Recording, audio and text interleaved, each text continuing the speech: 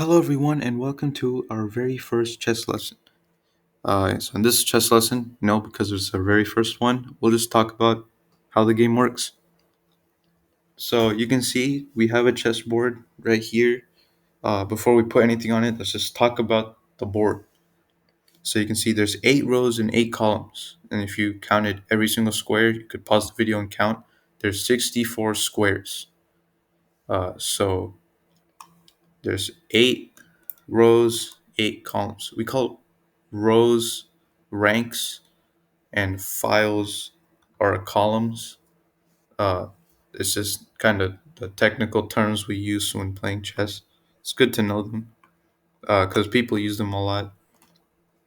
And every square has its own name, not like real names. That'd be weird. But each square has a letter and a number as its name, as if that wasn't also weird. So this square right here, you can see it's on the C file. Remember, files are columns, and it's on the third rank or row. So this is C3. So you can just call this square right here C3. This is G7. D6. They all have their own name. H1. It's really easy to know what their name is. You just look at the letters and the numbers, and then you just put them together, and you have the name. So how the game works is there's 2 sides. There's a white side and a black side. And white goes first, and then black moves, and then white moves, and then black moves. And they just keep moving like that, back and forth. When it's your move, you have to move something. If you have pieces left, you have to move them. If you have no pieces left, you lose, I guess. That's how the game works. We'll talk about how to win and lose I guess how not to lose in the next video. But for this one, we'll just talk about how the heck do you even play. We'll start with the pawns. They're the smallest piece, and they line the second rank here for white. You can see this is the second rank down this line, and black's pawns are on the 7th rank. So if you're playing as white, the pawns would look like that, or if you're playing as black, they would look like that. Just keep in mind, I'm going to keep most of the positions from white side just so no one gets confused. Later on, we can swap sides because there's different ideas we can use for both sides. But for right now, I'll just stick with this board setup. So let's talk about the pawn. They're the smallest, they're the shortest pieces of the game, but that's why you have 8 of them. They just line the second rank. So how they move is they're kind of really simple, easy to remember. They move 1 square or 2 squares. Yep, that's it. You can go, if you want to move this pawn, you could go here. Or you can go here. Yep, easy to remember. But that's only if they haven't moved it. So you can see this pawn is still on the second rank here. You can move 2 squares. But if this pawn, let's say, moved here and then like moved here on the next move and then here on the next move, you moved it. It's no longer on the second rank, so you are not allowed to move it 2 squares anymore. You can only go 1 square. That's easy enough to remember. If you want to move a pawn, you just kind of give it a push. That's it. Actually, technical term, we actually call this pushing a pawn. If you want to move a pawn, you just push it. It's a real thing we say here in the chess business. Learn the lingo. We just give the pawn a push. So that's how moving the pawn works. There's also capturing. Capturing a piece is you move your piece to where your opponent's piece is, and you take the piece off. I guess in capturing in real life, you kind of just like put them in jail or something. But in the game, you just take the piece and you like take it off the board and you just put it to the side, I guess, and they just they just watch the rest of the game or something. I don't know. But important point is they are no longer on the board and they can't do anything. So how capturing works is pawns capture diagonally. They're kind of weird from all the other pieces. Because all the other pieces, they move in this way, and then you just move them normally onto an opponent's piece, and then you just take it. But pawns, for some reason, like to be different, and they move forward, but they capture diagonally. I guess. Don't ask me why. I didn't invent chess. I'm just here to also make you question why chess works like this. If black pawn move here in one move, this white pawn can take it diagonally. You can see it's on one of these two squares, this one right here. So you just take the white pawn, you just go over to where the black pawn is, and you take its place. Yeah, the black pawn just disappears from the board to never be seen again. It's that simple. Is or it could be from this side. It moves here, you just take it. One thing I didn't say before was, let's say this pawn was here. Uh, Pawns are the only pieces that get like blocked in that one direction because they can't go any other way. They can only go up, and if there's something blocking their way up, they can't move up, so they can't go anywhere. So if this pawn was right here, and you really wanted to move this pawn, well, too bad you can't because this pawn's in the way. If this pawn was here and you want to move this pawn, you can only go here. You can't say oh, I can move two squares. I take your pawn. That's not how it works. This pawn's here. You can't go here because this pawn's already here. Remember, they only capture diagonally. You can't capture like this. You can only go here, or you can you can move something else. So that's how pawns work. They're also really important, but that's a lesson for another time. We're not going to talk about that right now. Next piece is the knight or the horse. You can call them whatever, knights or horses, doesn't matter. People say the both names. They look more like a horse though. I'll say that.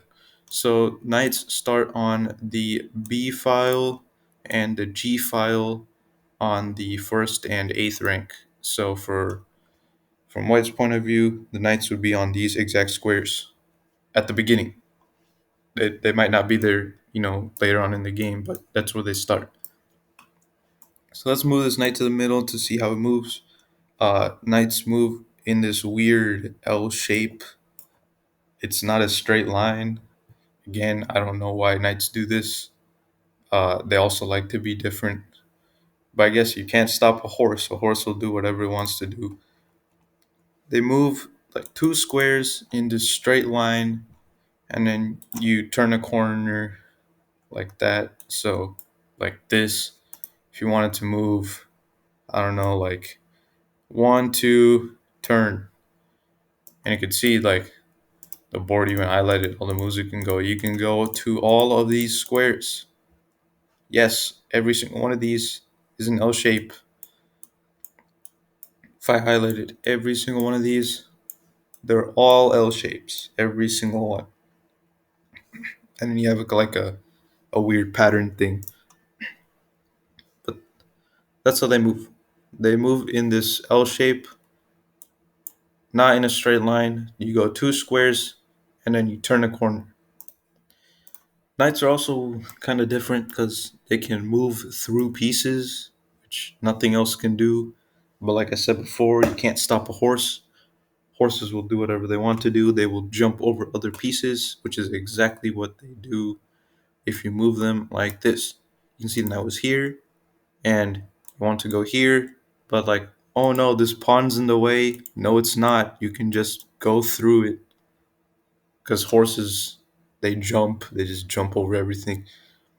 Which again, a lot of people say that it's just technical term. The horse jumped over the pawn and went here or something. You know, it sounds cool, but it's kind of weird actually. It's not even a straight line. Okay, doesn't matter. I'm getting off topic. So that's how knights move.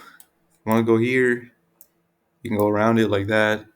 Again, not straight line. You move two squares in one direction and you turn a corner. So if you want to move here, there's two pawns in the way. Doesn't matter. They're not in the way. You can just go there. That's how knights work. We'll also talk about the bishop. They start on the C and F files. They start here. Okay. Don't mix up the bishops and the knights on the squares they start on. They start here and here. Okay, good to know. How bishops move? They move diagonally. Pretty simple. You can see that's it. They move diagonally as many squares as long as you don't like fly off the board. You can't do that. There's no squares off the board anyways. They also go really far. If you started all the way like down here and you wanted to move like over there, you can just fly up there and move it for if you wanted to do that for some reason. They also, because they move diagonally, they can only stick to the color square that they're on right now. You can see this bishop. No matter, you can try around for yourself. You can play around with it. If you move the bishop, no matter how many times you move it, you will never get this bishop onto a light square because it's not a light square bishop. It's a dark square bishop, so it can only be on dark squares. Pretty simple, easy to understand. That's why you have a light squared bishop because it only sticks to the light squares and it can't go to the dark ones. So each bishop can go to the squares that the other one can't go to, if that makes sense. You know, they're kind of they're they're twins. They got each other's back. They do what the other can't, and they make a really great team. And this is actually really important later on in our lessons. We'll be talking about why bishops are so good when there's two of them. You can see they can move to all of these squares. Each one goes to the squares the other one can't. Teamwork. So that's how bishops work. Another thing to point out, they can be blocked, not like pawns, because you can go a whole other direction. You don't have to go this way. But if you wanted to go this way, you can't go all the way down. You have to go here, or you can go here. That's it.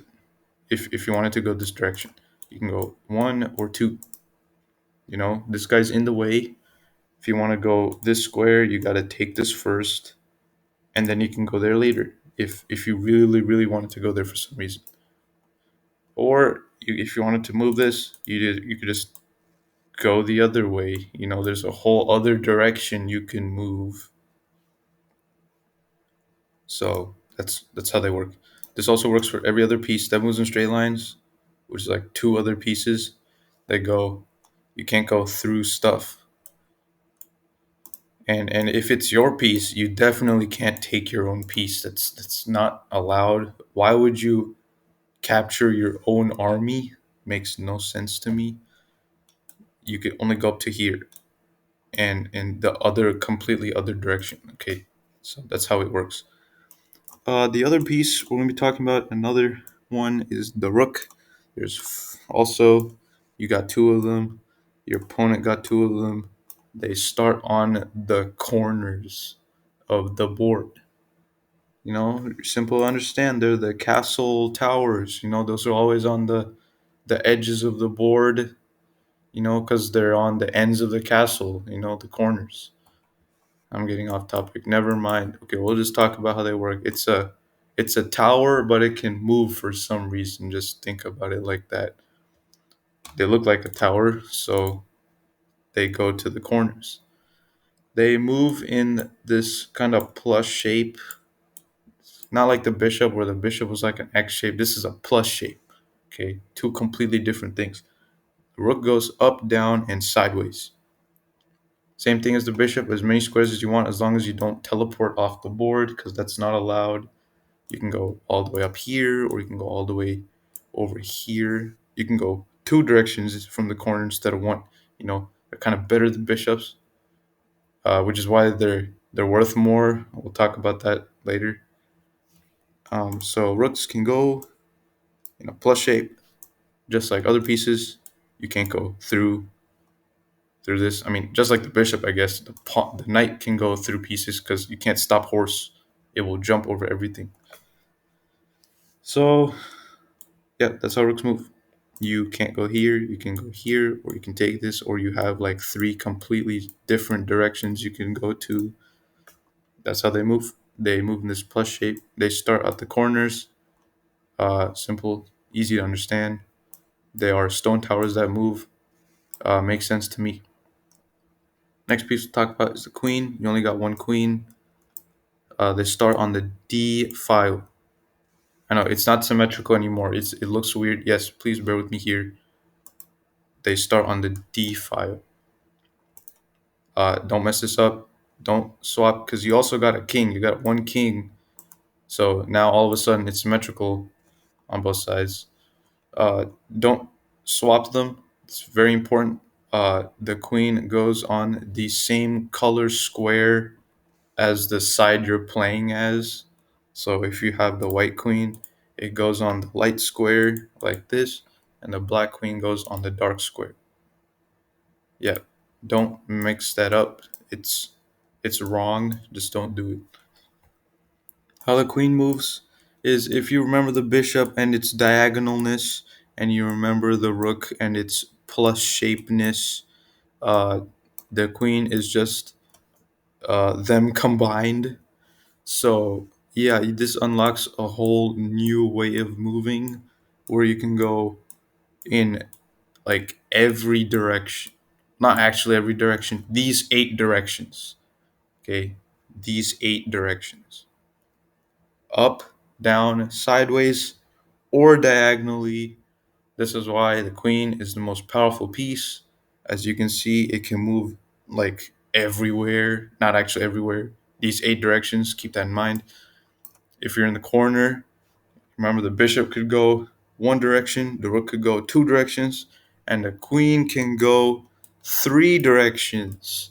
Way more than one or two. This is three directions. It's completely different, way more powerful. Yeah, same thing as always. You can't go through the pawn, or it could be any other piece. I don't know why I've been using pawns, but no matter what piece it is, you can't go through it. You have to stop before it, or take it, or go the other completely different directions. That's how the queen moves. And then we have the king who starts on the E file. Again, don't mess this up. The king goes on the square, the color square that you're not playing as. So the white king starts on the dark square, and then the black king starts on the light square. Don't screw that up. Very important. The king, he's old, you know, he's not very fast, and only moves one square in all eight directions, or just every direction. You can just go one square in every direction. That's it. Yeah, you know, you can't rush old people. They gotta go a bit slow sometimes. So yeah, that's it. One square in every direction, just one square at a time. That's it. You can't go farther than one square, except in one special case that I will not cover in this video. It'll be in a different one, but you'll know when you see it. But for right now, just keep in mind you can't move your king more than one square at a time. It's just one square in some direction. So you can move your king again one square in any direction. I've seen so many people like playing and then they move the king like two squares, and then you're not allowed to do that. Don't rush the old guy. He needs to take his time sometimes. You just go one square in any direction. So if you're wondering what the whole board looks like now that we've gone over every piece, yeah, that's it. That's actually every piece there is. It looks like this.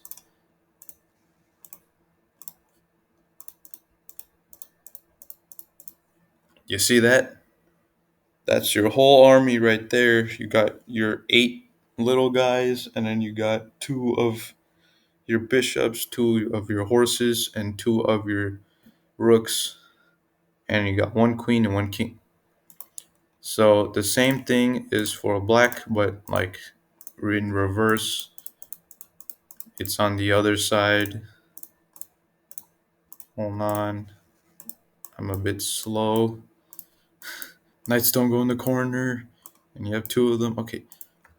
This is how the board is set up. When you start a game, the board should look like this. Yep. So the whole point of the game is to trap your opponent's king and protect your own king. In wars there would be like armies, and they'd be like fighting each other and like invading castles and stuff. So pretend this is your castle. It's your castle made out of people, I guess, and you got to use your people to defend your king and attack the other person's people, if that makes sense, and take their king. That's it. We'll talk about how to win and lose, I guess, how to win and how to not lose in the next video, but that's how chess works. So hopefully you somewhat know how to play this game. If you run into questions about how pieces move, just come back and watch this video, I guess, or just ask the person playing if you're playing with them. I'm getting off topic. That's it. Thank you for watching this video. Hopefully you learned how to play chess. If this is all completely new and you didn't like, you're still kind of confused or you zoned out or something, just rewatch the video. Um, and I'll see you in the next lesson. We'll be talking about how to win and how to not lose. So I'll see you there.